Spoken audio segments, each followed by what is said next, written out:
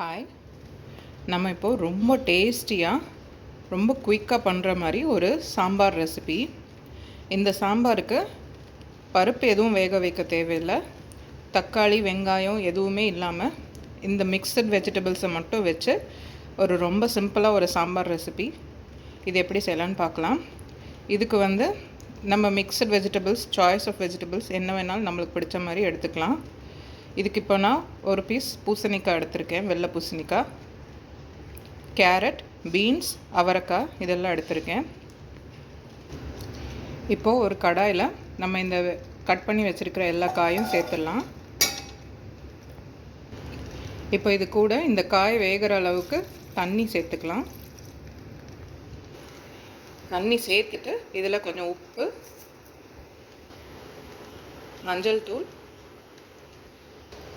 இது எல்லாத்தையும் சேர்த்துட்டு ஒரு 5 நிமிஷம் நம்ம இந்த காயை க்ளோஸ் பண்ணி வேக வச்சுக்கலாம். இப்போது நம்ம இந்த சாம்பாருக்கு தேவையான மசாலாவை அரைச்சிக்கலாம். இப்போ ஒரு பேனில் கொஞ்சமாக எண்ணெய் சேர்த்துக்கலாம்.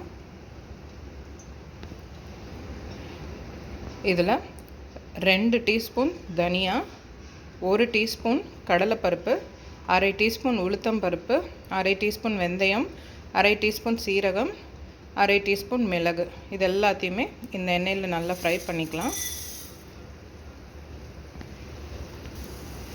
இதில் நம்ம மிளகாய் சேர்த்துக்கலாம். நான் ஒரு 3 காஷ்மீரி சில்லி, 2 நார்மல் சில்லி எடுத்திருக்கேன். அதை இது கூட சேர்த்துடலாம். இப்போ இது எல்லாத்தையுமே மீடியம் ஃப்ளேமில் நல்லா இதை ஃப்ரை பண்ணிக்கலாம்.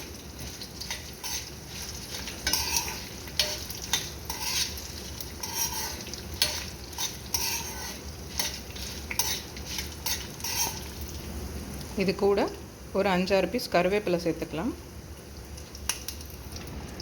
இப்போ இதை நல்லா ஃப்ரை பண்ணிவிட்டு ஸ்டவ் ஆஃப் பண்ணிவிட்டு நம்ம இதில் ஒரு 2 டேபிள் ஸ்பூன் தேங்காய் ஆட் பண்ணிக்கலாம்.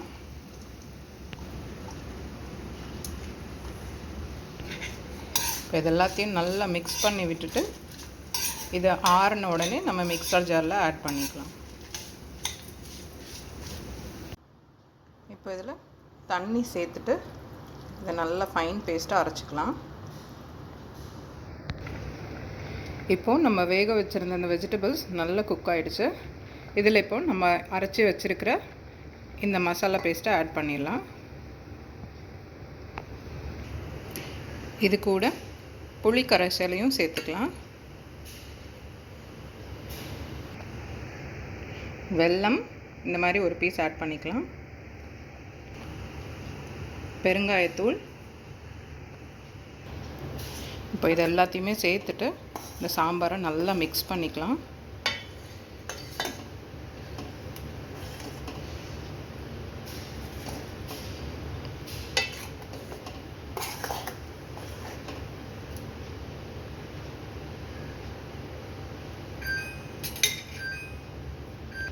ஒரு 5 நிமிஷம் நம்ம இதை மூடி போட்டு கொதிக்க வச்சுக்கலாம்.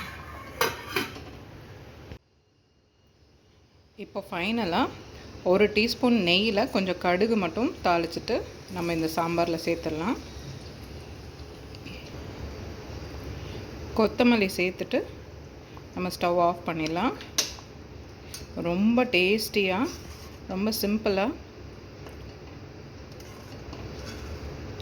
சாம்பார் ரெடி ஆகிடுச்சு.